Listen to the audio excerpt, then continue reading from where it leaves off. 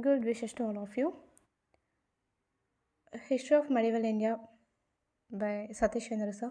Chapter 5 The Age of Conflict, circa 1000 to 1200 audiobook. The period from 1000 to 1200 saw rapid changes both in West and Central Asia and in North India. It was these developments which led to the incursion of the Turks into northern India, leading to their rule towards the end of the period. By the end of the ninth century, the Abbasid Caliphate was in decline. Its place was taken by a series of states ruled by Islamized Turks. The Turks had entered the Abbasid Empire during the ninth century as palace guards and mercenary soldiers.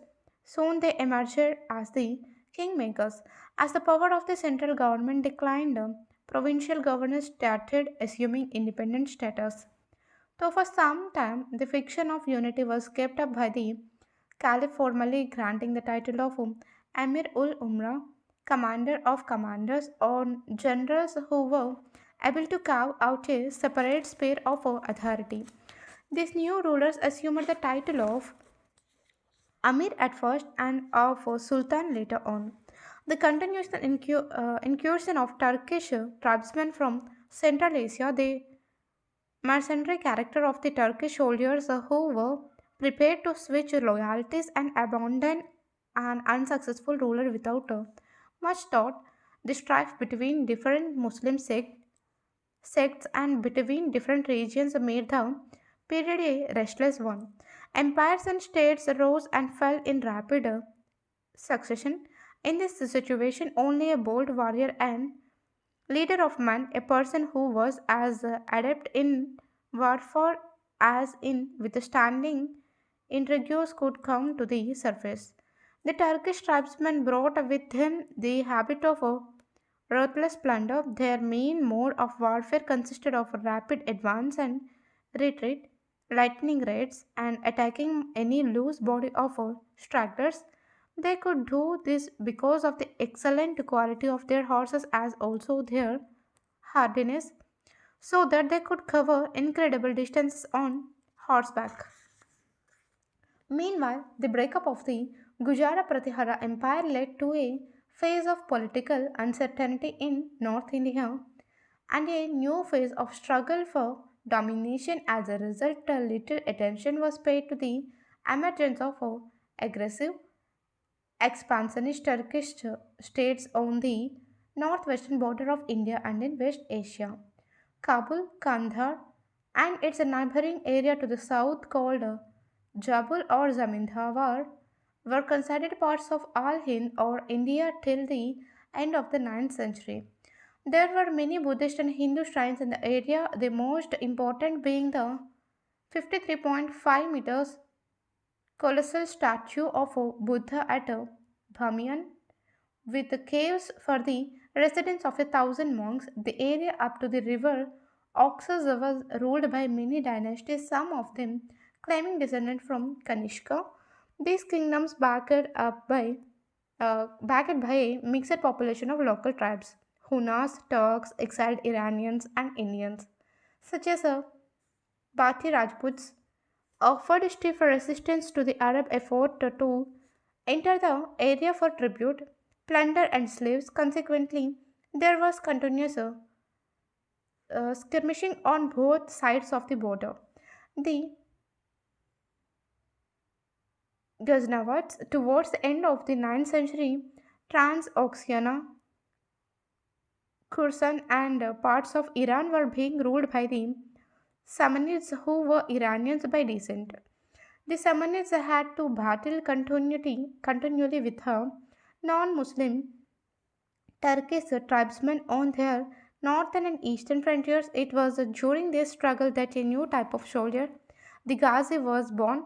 The battle against the Turks, most of whom worshipped the forces of nature and were heathens in the eyes of the Muslims, was a struggle for religion as well as for the safety of the state.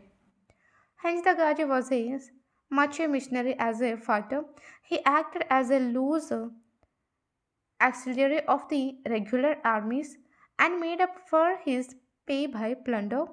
It was the resourcefulness of the Ghazi and his willingness to undergo greater privatizations for the sake of the cause which enabled these infant Muslim states to hold their own against the heathen Turks. In course of time, many Turks became Muslims, but the struggle against the renewed incursions by the non-Muslim Turkish tribes continued. The Islamized Turkish tribes were to emerge as the greatest defenders and crusaders of Islam. But the love of plunder went side by side with the defense of Islam. Among the Samanid governors was the Turkish slave Alp Tighin, who, in course of time, established an independent kingdom with its capital at Ghazni.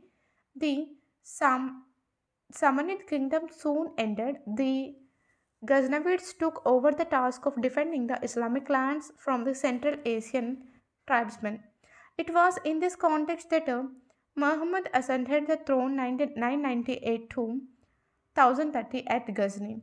Muhammad is considered a hero of Islam by medieval Muslim historians because of his stout defense against the Central Asian Turkish tribal invaders. The Ghazi spirit therefore further increased during his reign. Secondly, Muhammad was closely associated with the renaissance of the Iranian spirit which grew rapidly during this period. The proud Iranians had never accepted the Arabic language and culture. The Samanid state had also encouraged the Persian language and literature. A high watermark in the Iranian Renaissance was reached with Firdausi's Shah Nama. Firdausi was the poet literate at the court of Muhammad. He transported the struggle between Iran and Turan to mythical times and glorified the ancient Iranian heroes.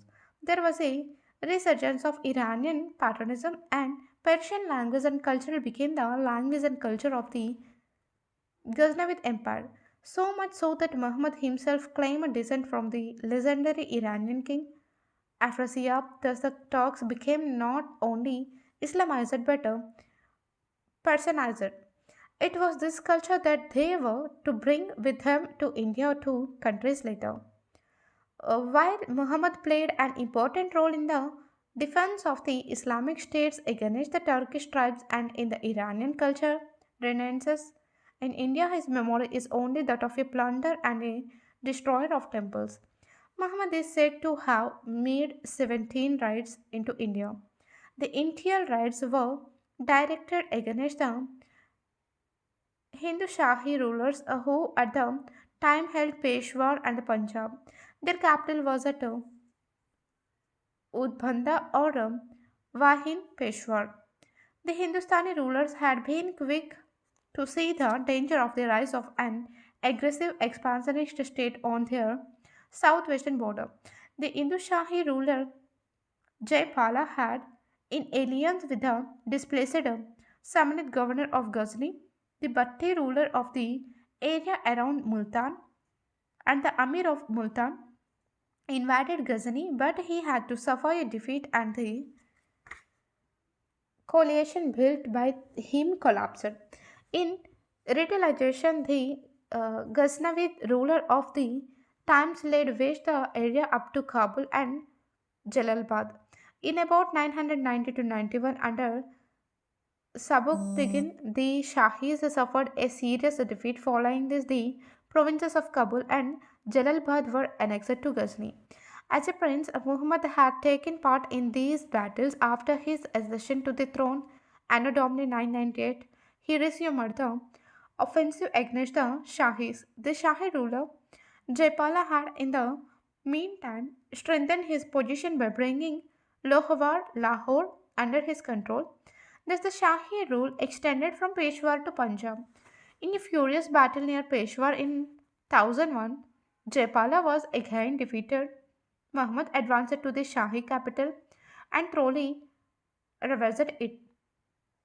Peace was made by ceding the territory west of the Indus to Muhammad soon after Jaipala died and was succeeded by his son Anandpala. According to see later accounts, Jaipala had entered a funeral pyre following his defeat because he felt He had disgraced himself the story that he had been taken prisoner by Muhammad and then realized seems doubtful. Despite these setbacks, the Shahis were still strong enough to offer serious resistance to Muhammad's efforts to penetrate into the Punjab. Muhammad also had to counter the attacks of non Muslim Turks from Central Asia. However, in a decisive battle near the Indus in 1009, Anand Pala was defeated and Muhammad devastated his new capital, Nandana, in the salt ranges and overran his fort called Nagarkot, wrongly confused with Nagarkot in Himachal, which Muhammad never reached. Anand Pal was allowed for some time to rule from Lahore as a feudatory, but in 1015 Muhammad advanced up to Lahore, plundered it, and ousted Anand Pal. Soon, Gajan with territories extended till the River Jhelum. Earlier, the Muslim kingdom of Multan had been also been overrun. However, an attack on Kashmir by Muhammad in 1015 was foiled due to weather conditions. Thus, the struggle against the Shahis was a prolonged one, and the Shahis put up a stout resistance. In this struggle, the Shahis were supported only by the Muslim ruler of Multan, who had been harassed by slave taking raids from Ghazni and belonged to a sect which Muhammad considered heretical and hence an enemy. It is noteworthy that apparently none of the Rajput rulers came to the aid of the Shahis, although in order to exaggerate the scale of Muhammad's victory. The 17th century historian Ferishta mentions that many Rajput rulers, including those from Delhi, Ajmer, and Kannauj, aided Jaipala in 1001. However, Ajmer had not been founded by then, and Delhi Dilika was a small state, likewise the Gujarat Praderas of Kannauj, whose sway had extended upon Tansar at one time, were in a much weakened condition. Thus, the Shahis fought virtually alone. By 1015, Muhammad was poised for an attack on the Indo-Gangetic Valley. During the next 6 years, Muhammad launched a series of expeditions into the Indo-Gangetic plains. These raids were aimed at plundering the rich temples and the towns which had assembled wealth over generations. The plundering of this wealth also enabled him to continue his struggle against his enemies in Central Asia. He also did not want to give time to the princes in India to regroup and to combine against him. Muhammad's raids into India alternated with battles in Central Asia. For his plundering raids into India, the Gajis came handy to him. Muhammad also posed as a great but Shikhan or destroyer of the images for the glory of Islam. From the Punjab, Muhammad raided Tansar, the old capital of Harsha. His most daring raids, however, were against Kannauj in 1018, the against Somanath in Gujarat in 1025. In the campaign against Kannauj, he sacked and plundered both Mathura and Kannauj. The following year, he invaded Kalinghar in Bundelkhand and returned loaded with fabulous riches. He was able to do all this with impunity due to the fact that no strong state existed in North India at the time.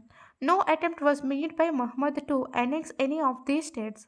Between 1020 and 1025, Muhammad was engaged in Central Asian affairs. In 1025, he made a plan for raiding Somnath, which had a fabulously rich temple and attracted lakhs of pilgrims. It was also a rich port. The objective was also to create a sense of awe and shock among the Rajputs. Because he marched via Multan and Jaisalmer with a regular cavalry of 30,000, meeting light opposition on the way, he reached Somnath. The commander of the city fled at his approach, but the citizens put up a stout resistance. Muhammad broke the Shivalingam and ordered parts of it brought back with him to Ghazni. Awaiting the attempt of some Rajput rulers to block him on his way back. He had to counter the marauding bands of Jats and Sindh. He returned to Ghazni loaded with immense wealth. It is difficult to say whether Muhammad's attack on Somnath presaged an attack on Rajasthan and Gujarat. Muhammad returned the following year to punish the Jats who had harried him on his return to Ghazni. He died at Ghazni in 1030. It is not correct to dismiss Muhammad as just a rider and plunderer. The Ghaznavid conquest of the Punjab and Multan completely changed the political situation in North India. The Turks had crossed the chain of mountains defending India in the northwest and could make a deeper incursion into the Gangetic heartland at any time. The reason why they were not able to extend their conquests into the area for the next 150 years was due to the rapid changes which took place in Central Asia as well as in North India during the period. Following the death of Muhammad, a powerful empire, the Seljuk Empire, came into being. The Seljuk Empire included Syria, Iran, and Transoxania and contend with her Ghaznavids for the control of Khorasan. In a famous battle, Masood, the son of Muhammad, was completely defeated and had to flee to Lahore for refuge. The Ghaznavid Empire now shrank to Ghazni and the Punjab. Although the Ghaznavids continued to make plundering raids into the Gangetic Valley and Rajputana, they were no longer in a position to pose a serious military threat to India. Simultaneously, a number of new states arose in North India which could counter the Ghaznavid raids, the Rajput states. The Rajput states. The rise of a new section called the Rajputs and the controversy about their origins have already been mentioned. With the breakup of the Pradhara Empire, a number of Rajput states came into existence in North India. The most important of these were the Gahadwalas of Kanauj, the Paramaras of Malwa, and the Chauhanas of Ajmer.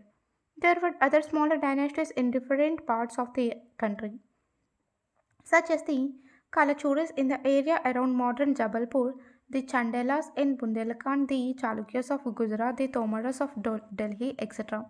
Bengal remained under the control of the Palas and later under the Senas. The Gahadwalas of Kanunj gradually squeezed the Palas out of Bihar. At its height, the Gahadwar kingdom extended from Monghir in Bihar to Delhi. The greatest ruler in the dynasty was Govind Chandra, who ruled in the first half of the 12th century. He made Kanauj his capital, with Benares remaining his second capital. Persian sources of the time call Govind Chandra the greatest ruler of Hindustan. The Gahadwaras are reputed to be the biggest defenders against the continued Ghaznavide raids into the Doab. Govind Chandra was succeeded by Jayachandra, who had to contend with the rising power of the Chauhans. The Chauhans, who had served under the rulers of Gujarat, established their capital at Nad, Nadhol towards the end of the 10th century.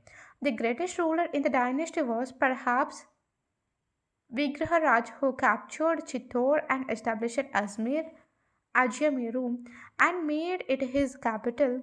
He built a Sanskrit college at Ajmer and the Anasagar Lake there. Like the Gahadwars, the Chauhans to offered us stout resistance to the uh, Ghaznavid raids. Vigraharaj captured Delhi from the Tomras in 1151, but allowed them to rule it as feudatories. Vigraharaj also came into conflict with the Parmaras of Malwa, where the most famous ruler known in legend was Bhoja.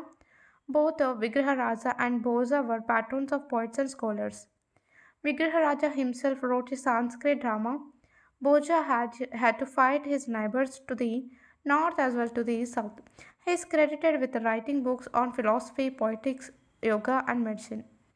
The most famous among the Chauhan rulers was Prithviraj III, who ascended the throne at the young age of 11 in or about 1177, but took the reins of administration in his hands when he was 16. He immediately embarked on a vigorous policy of expansion and brought many of the smaller Rajput states under his sway. However, he was not successful in his struggle against the Chalukyan rule of Gujarat. This forced him to move towards the Ganga Valley. He led an expansion in Bundelkhand against its capital Mahoba. It was in the struggle that the famous warriors Alha and Udhal lost their lives. The Chandala ruler of Mahoba is said to have been supported in the struggle by Jayachandra of Kanauj. The Gahadwaras had also contested the attempt of the Chauhans to control Delhi and the Punjab. It was these rivalries which made it impossible for the Rajput rulers to join hands to oust the Ghaznavids from the Punjab. The basic basis of a Rajput society was the clan. Every clan traced its descendant from a common ancestor, real or imaginary. The clans generally dominated a compact territory. Sometimes these settlements were based on units of 12 to 12 or 24 or 48 or 84 villages. The chief would allot a land in the villages to his sub-chiefs who in turn would allot it to individual Rajput warriors for the maintenance of their families and the horses. Attachment to land, family, and honor man was a characteristic of the Rajputs. Each Rajput state was supposed to be ruled over by the Rana or Rawat in conjunction with its chiefs, who were generally his blood brothers, though their fiefs were supposed to be held at the pleasure of the ruler. The Rajput notion of sanctity of land did not permit their resumption by the ruler except in special circumstances such as rebellion, absence of an heir, etc. The Rajput organizations of society had both advantages and disadvantages. One advantage was the sense of brotherhood and egalitarianism which prevailed among the Rajputs, but the same trait made it difficult to maintain discipline among them. Feuds which continued for several generations were another weakness of the Rajputs, but their basic weakness was their tendency to form exclusive groups, each claiming superiority over the others. They were not prepared to extend the sense of brotherhood to non Rajputs. This led to a growing gap between the Rajput ruling groups and the people, most of whom were non Rajputs. The Rajputs form only about 10% of the population in Rajasthan even today. The proportion of the Rajputs to the total population of the areas they dominated could not have been much higher during the 11th and 12th centuries. The Rajputs treated war as a sport. This and the struggle for land and cattle led to continuous warfare, warfare among the various Rajput states. This idle ruler was one who led out his armed armies after celebrating the Dasra festival to invade the territories of his neighbors. The people, both in the villages and in the cities, suffered the most from this policy. Most of the Rajput rulers of the time were champions of Hinduism, though some of them also patronized Jainism. They gave rich donations and grants of land to Brahmanas and temples.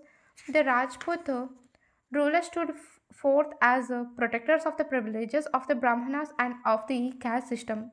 This system of charging a lower rate of land revenue for Brahmanas continued in some Rajput states till their merger in the Indian Union.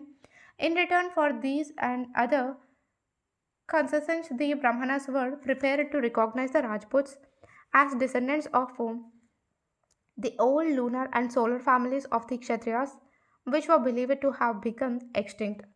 The period after the 8th century and particularly between the 10th and 12th centuries may be regarded as marking a climax in temple building activity in North India. Some of the most magnificent temples that we have today can be traced back to this period. The style of temple construction which came into prominence was called the Nagara. Though found almost all over India, the main centers of constructions in this style were in North India and the Deccan. Its main characteristic features was the tall, curved spiral roof over the Garbhagriha or the dietary room dual.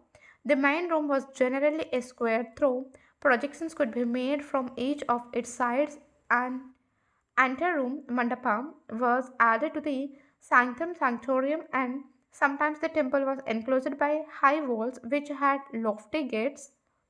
The most representative temples of this type are the group of temples at Khajuraho in Madhya Pradesh and at Bhubaneswar in Odisha, the Parsvanatha temple, the Vishwanatha temple, and the Kandarya Mahadeo temple at Khajuraho illustrate this style in its richest and most finished form. The rich and elaborate carvings on the walls of the temple show that the art of sculpture had attained its height. Most of these temples were built by the Chandalas who ruled the area from the beginning of the ninth to the end of the 13th century. In Odisha, the most magnificent examples of temple architecture of the time are the Lingaraja temple 11th century and the Sun temple of Konark 13th century. The famous Jagannatha temple at Puri also belongs to this period. A large number of temples were built at various other places in North India, Mathura, Banaras, Dilwara, Abu, etc. Like the temples in South India, temples in North India also tended to become more and more elaborate. They were the centers of social and cultural life. Some of them, such as the temples of Somanath, became extremely wealthy.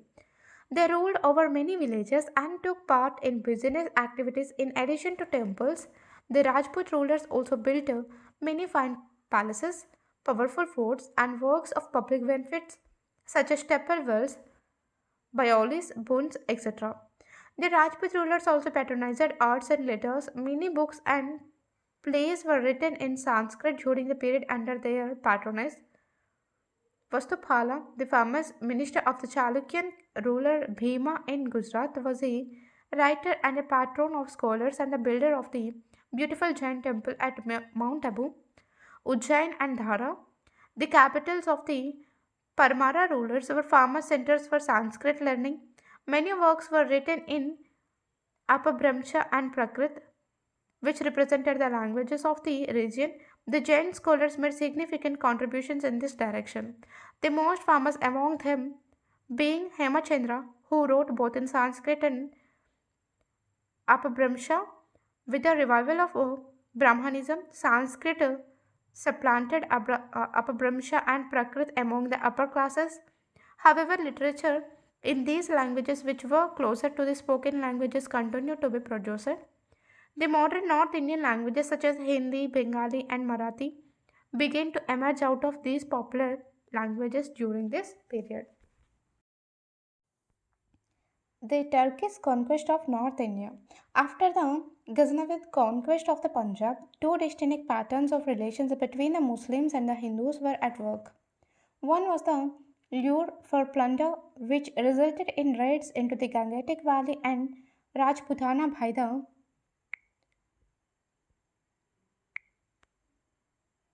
sorry, Rajputana by the successors of Muhammad. The rulers of the Rajput states put up a spirited resistance against these raids and won victories against the Turks on a number of occasions. But the Ghaznavid state was no longer a very powerful state, and the gaining of a number of victories against it in local battles made the Rajput rulers more complacent. At the second level, Muslim traders were allowed and even welcomed in the country since they helped in strengthening and augmenting India's trade with the Central and West Asian countries, thus increasing the income of the state. Colonies of Muslim traders sprang up in some of the towns in North India. In the wake of these came a number of Muslim religious preachers called the Sufis to Punjab. The Sufis preached the gospel of love, faith, and dedication to the one God. They directed their preachings mainly towards the Muslim settlers, but they influenced some Hindus also. Thus, a process of interaction between Islam and Hindu religion and society was started. Lahore became a center of Arabic and Persian languages and literature. Hindu generals such as Tilak, a barber by caste, commanded the Ghaznavid armies in which Hindu Jat soldiers also were recruited. These two processes might have continued identifiably but for another large scale change in the political situation in Central Asia. Towards the middle of the 12th century, another group of Turkish tribesmen who were partly Buddhist and partly pagan shattered the power of the Seljuk Turks. In the vacuum, two new powers rose to prominence: the Khwarezmi Empire based in Iran and the Jurid Empire based in Jur in northwest Afghanistan. The Jurids had started as vassals of Ghazni but has soon thrown off their yoke. The power of the Ghurids increased under Sultan Alauddin, who earned the title of the world burner, Jahan Soch, because during the middle of the 12th century he ravaged Ghazni and burnt it to the ground in revenge for the treatment that had been meted out to his brothers at Ghazni. The rising power of the Khwarizmi Empire severely limited the Central Asian ambition of the Ghurids Khorasan, which was the bone of a contention between the two, was soon conquered by Khwarizm Shah. This left no option for the Ghurids but look for expansion towards India.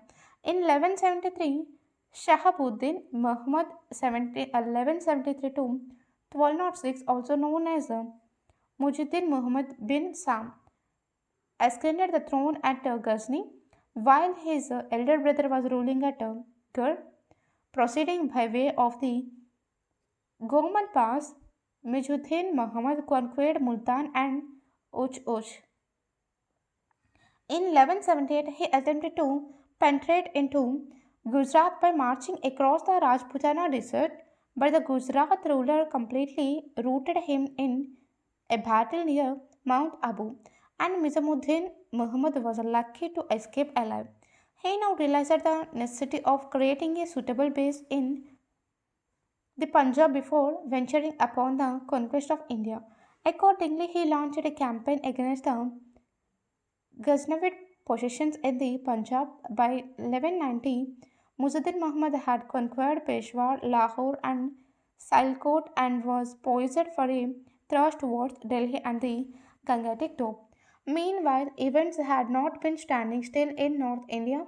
The Chauhan power had been steadily growing. The Chauhan rulers had defeated and killed a large number of Turks who had tried to invade Rajasthan, most probably from the Punjab side. They had also captured Delhi from the Tomars around the middle of the century.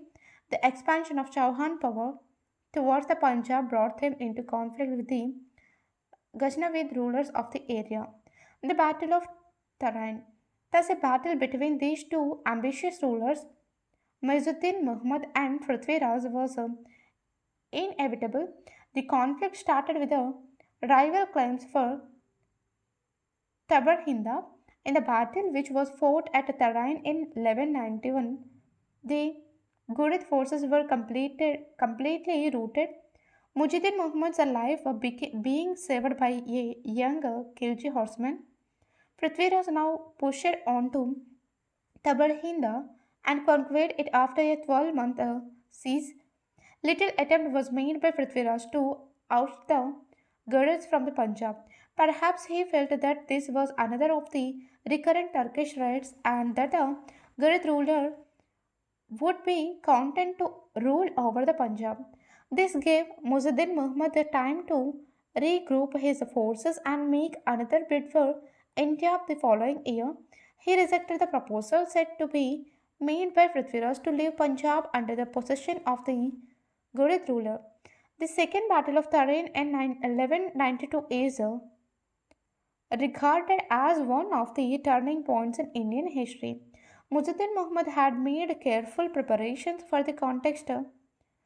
It is said that he marched with 1,20,000 men, including a force of heavy cavalry fully equipped with steel coats and armor, and 10,000 mounted archers.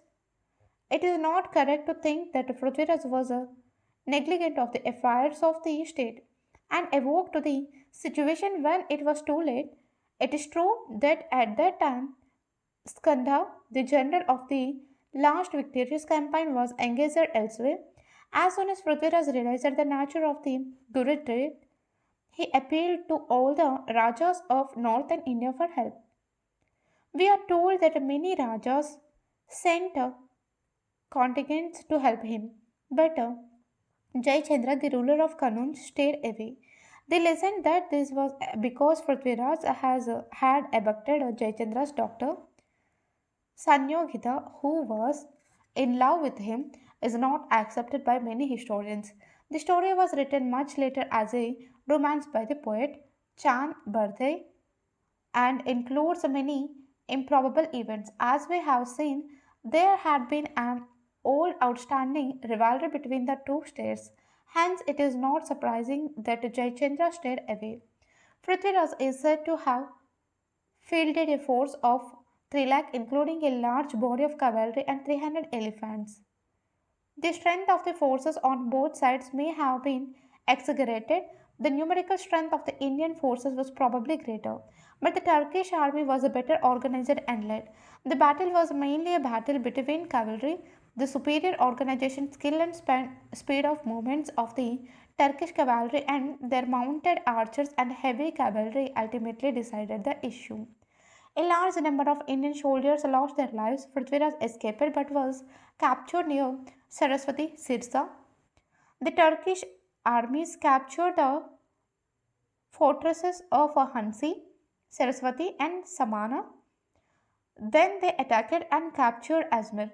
Prithviraj was allowed to rule over Ajmer for some time, for we have coins of this period giving the sorry a date and the legend Prithviraj Deva on one side and the words Sri Muhammad Sam on the other. Soon after, Prithviraj was executed on a large charge of conspiracy, and Prithviraj's son succeeded him. Delhi also was restored to its Tomar ruler, but this policy was reversed soon after. The ruler of Delhi was ousted, and Delhi was made a base for further Turkish advance into the Ganga Valley. Following a rebellion, a Muslim army recaptured Ajmer and installed a Turkish general there. Prithviraj's son moved to Ranthambore and founded a new, powerful Chauhan kingdom there. Thus, the Delhi area and eastern Rajasthan passed under Turkish rule. Turkish conquest of the Ganga Valley, Bihar, and Bengal. Between 1192 and 1206, Turkish rule was extended over the Ganga, Jamuna, Doab, and its neighboring area. Bihar and Bengal were also overrun.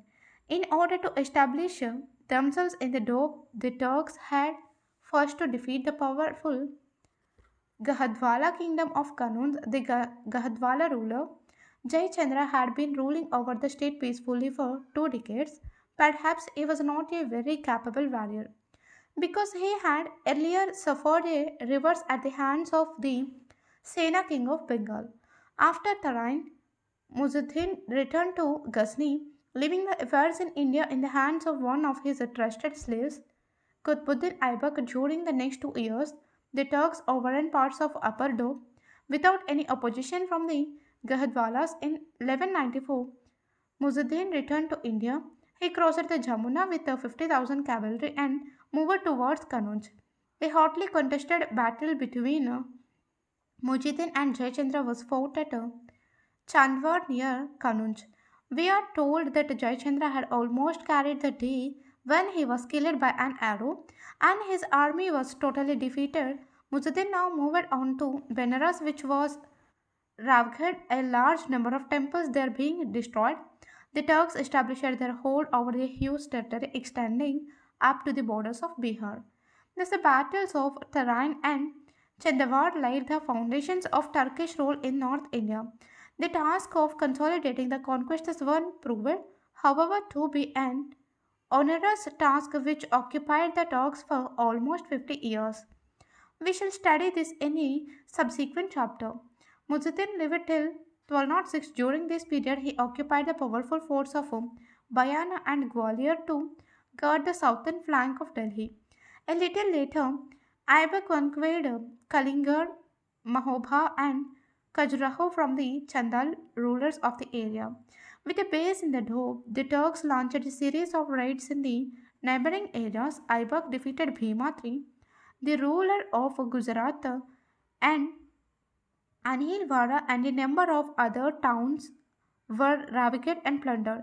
Though a Muslim governor was appointed to rule the place, he was soon ousted.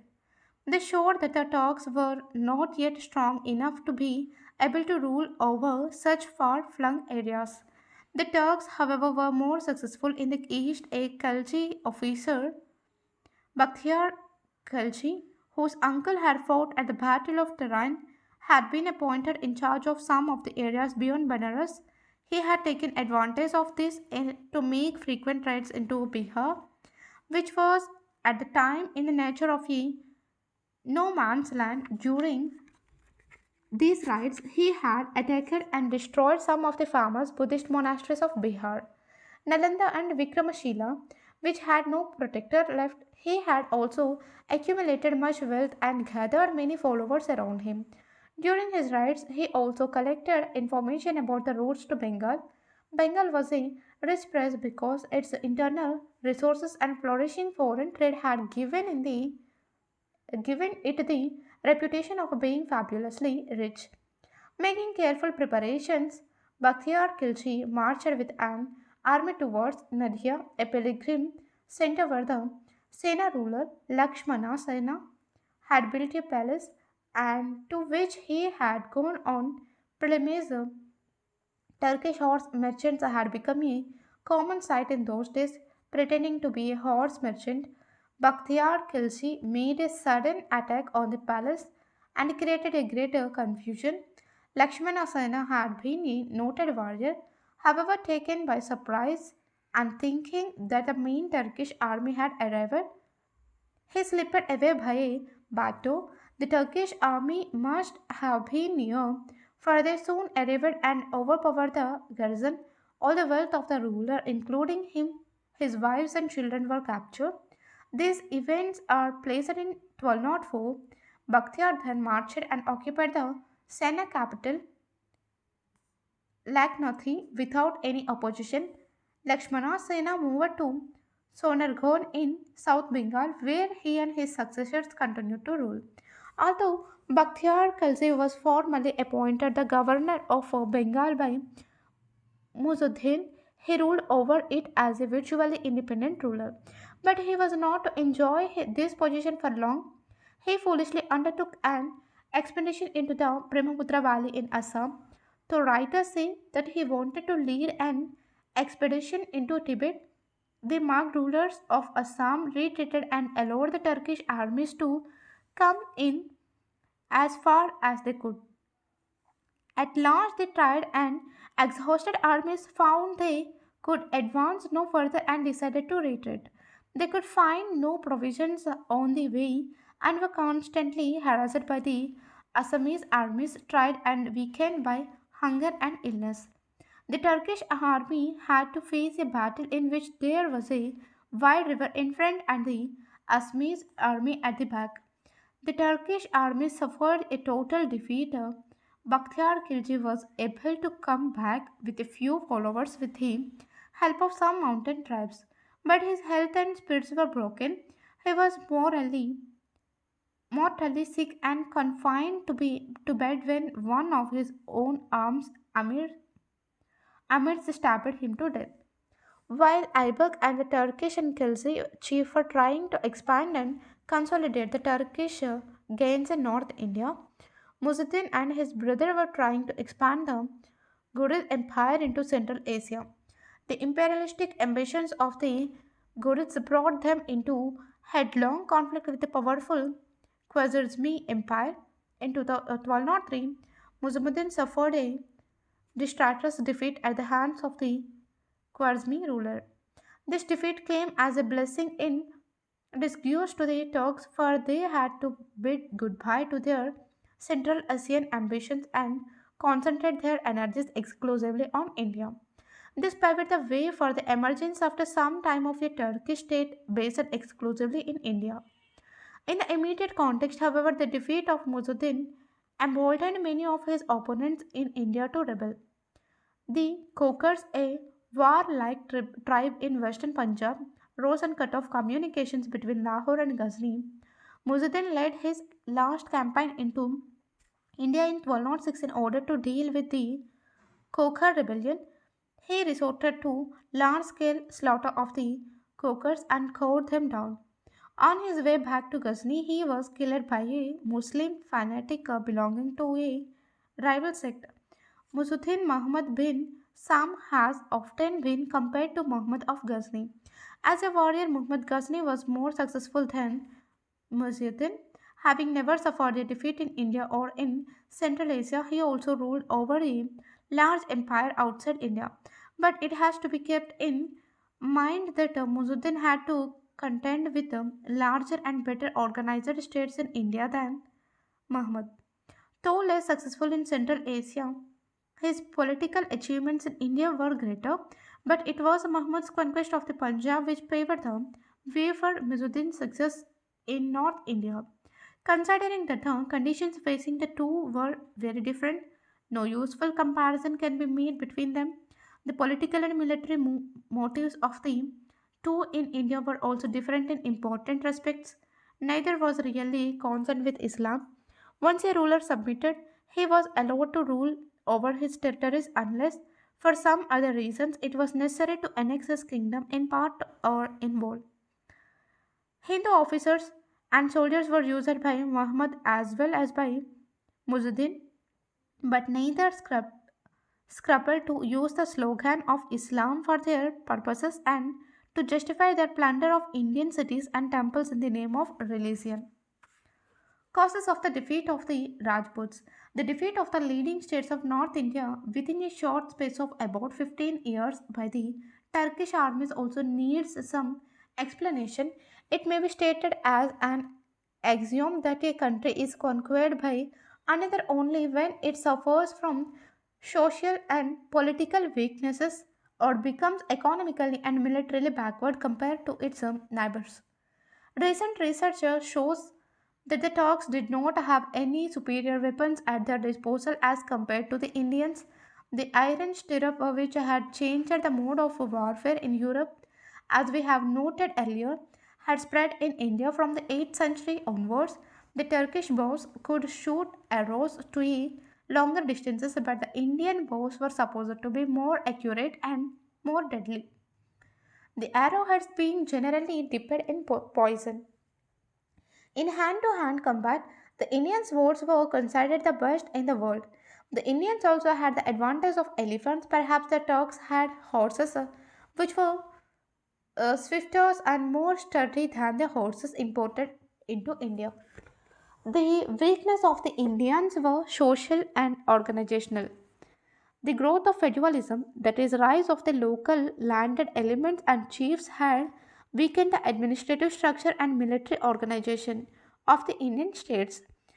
The rulers had to depend more on the various chiefs who rarely acted in coordination and quickly disappeared to their areas after battle. On the other hand, the tribal structure of the Turks and the growth of the Ikta and Khalisa systems enabled the Turks to maintain large standing armies which could be kept in the field for a long time.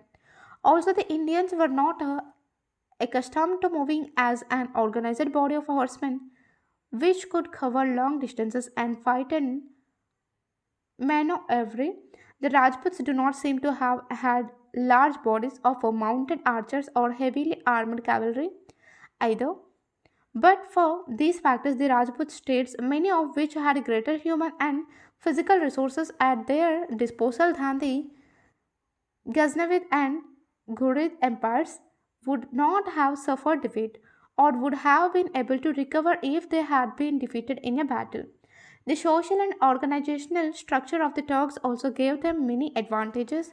The Iqta system, which grew slowly in West Asia, implied that a Turkish chief was allotted a piece of land as Iqta, from which he could collect the land revenues and taxes due to the state. In return, he had to maintain a body of troops for the service of the ruler. The grant was not hereditary. and was held at the pleasure of the Sultan, who could transfer him to any place. The Sultan drew revenues directly from pieces of land which were called kalisa. This enabled him to maintain a large standing army, which, while states rose and fell in West India as in India, in each state in West Asia, unlike the Rajput states, the armed forces were more highly centralized. Many of the Turkish officers were slaves who had been trained for warfare and grew in the Sultan's service, and on whom the Sultan could place total trust. In terms of personal bravery, the Rajputs were in no way inferior to the Turks. In this context, the role of religion and caste in the military organization should not be unduly exaggerated. While the Turks were imbued with a Ghazi spirit, the Rajputs considered retreat in battle to be a dishonor. Also, caste did not prevent non Rajputs or the Kuvarna lower castes from taking part in the battle, so that Rajput armies were larger in numbers to those fielded by the Turks. Finally, the Rajput defeat at the hands of Muzuddin Muhammad should be seen in the context of the past few centuries. From the end of the 10th century, the Turks had started reconquering India. The Rajputs did put up a spirited and prolonged resistance and defeated the Turkish armies a number of times. But the Rajputs lacked what might be called a strategic vision. Once the outer bastions of India, Kabul and Lahore had fallen to the Turks, no concerted attempt was made by the Rajputs to recover them. This little effort was made to push the Ghaznavids out of the Punjab. The gaze of the Rajputs remained fixed on India, and they paid little attention to developments outside, especially to Central Asia, which had often played a key role in shaping the history of India. Thank you.